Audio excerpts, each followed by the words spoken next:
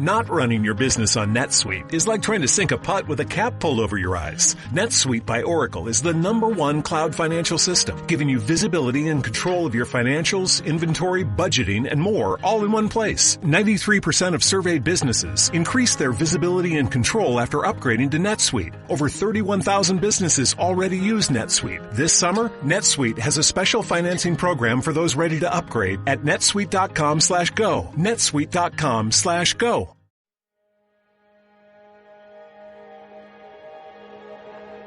Welcome to the Unscripted Podcast. My name's Corby LaCroix, and the song you're hearing right now is called Great and Mighty One, available on Spotify, iTunes, or wherever you get your music. But for now, here's your host and my friend, Aaron Conrad. Great Redeemer, God of grace, come receive our songs of praise. Hey everyone, welcome back to Unscripted. I decided to do something new this year as we enter the week leading up to Good Friday and Easter Sunday. Because one of the greatest gifts that happened on Calvary was the gift of grace. I'm actually going to take each day this week and focus on that. I thought it would be good to remind myself of the amazing grace every single day. If you'd like, feel free to follow along this week. There's already a few episodes up, and there'll be more as we get to the end of this week, which is Easter Sunday. Today is day 3 of Grace Week. Let me start off today's thought on grace with a couple of ground rules. First of all, I have issues with forgiveness, which I'll unpack in a minute. Second, I have issues with feet. I can't stand bare feet on the dashboard of my car. I don't like touching feet or feet touching me. I can't explain it. It's just one of those things. Forgiveness and feet are two of the many things that I have issues with. When it comes to forgiveness, I used to adopt the motto of the great philosophers, the Dixie Chicks. Forgiveness sounds good. Forget, I don't think I could. I'm just being honest here. I know we're supposed to forgive. And I really do wrestle with situations where I should. I'm working on it. And God's not done with me yet. If you really want to see me get nasty, do something to my family. I can usually get through personal situations which require forgiveness. But you mess with my family, and the provider protector in me comes out, especially if it has anything to do with feet. Sorry, I just had to throw that in there. In John 13, 1-7, we see Jesus wash the feet of the disciples. We see Jesus do the unthinkable. He's just days away from dying for the entire world, you and I included. He's with his closest friends. He's with the very men that will soon scatter. They won't have his back. One will betray him outright. Another one will deny even knowing him.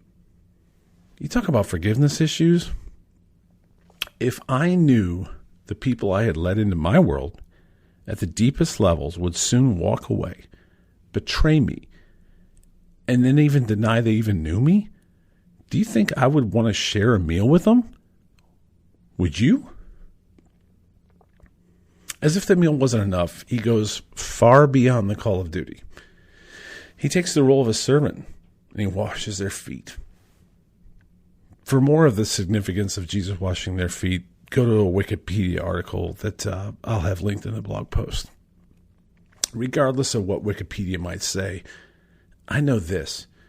Jesus placed himself in a servant role before the very people that he had every right to distance himself from. He had every reason to sing the Dixie Chicks song. You want to talk about grace? It was on full display in that room. He washed the feet of his friends that he knew would bail on him. He washed the feet of the man who would betray him. He washed the feet of the man that would completely deny even knowing him. And he knew it would all happen. That's grace. When I think about this act of grace and one which would soon follow, I'm ashamed of my inability to forgive. I'm saddest by my lack of grace in situations. Should I wash the feet of those that may have issues with? No, I don't think so. Yet an email saying I'm sorry or I forgive you might be a modern day version of that. A phone call, even if I still believe I was wronged, maybe like filling the basin and kneeling before my enemy. When I am quick to say, but, I remember that Jesus didn't complain as he was on the cross that day for my sin. Have you allowed your feet to be washed by Jesus? Have you accepted that grace? Maybe today's the day. Maybe this week is the week when you finally accept the grace that happened on that Friday. And we will never be able to wash the feet of those who have hurt us until we allow Jesus, the one who we have hurt, to wash ours. Max Lucado. Do you need to call, text, email somebody today? Whose feet do you need to wash? That's grace. I'm going to close with Tori and Shauna and the love of Jesus. If you haven't heard the song, please take a minute and listen to it. And if you have heard it, please listen to it again. It's what it's all about. It is about Jesus. It's about grace. I'll talk to you tomorrow for day 4.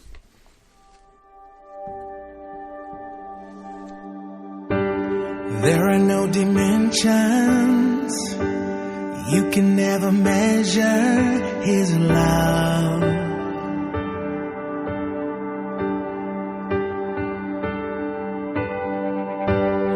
There are no equations or any calculations greater than his love.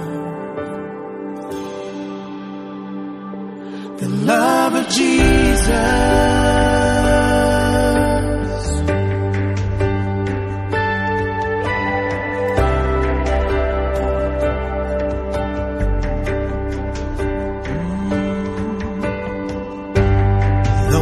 Deserving, he showed us mercy and love.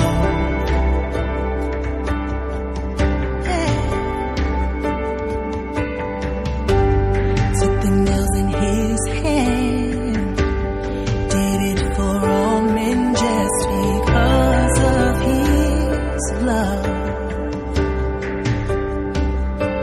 No death, no to measure the way the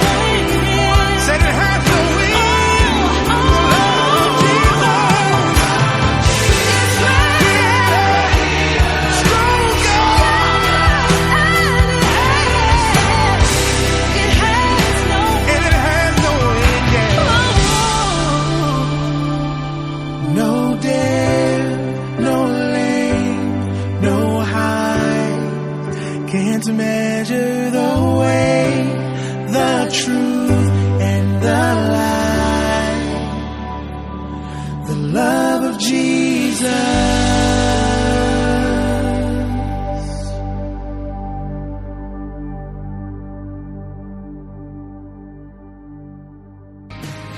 Thanks for joining us for another episode of the Unscripted Podcast with your host, Aaron Conrad. Make sure to like, share, follow, and review on your favorite podcast platforms. Also, make sure to check out my song Great and Mighty One on Spotify, iTunes, or wherever you find your music. We'll see you next time on Unscripted with Aaron Conrad.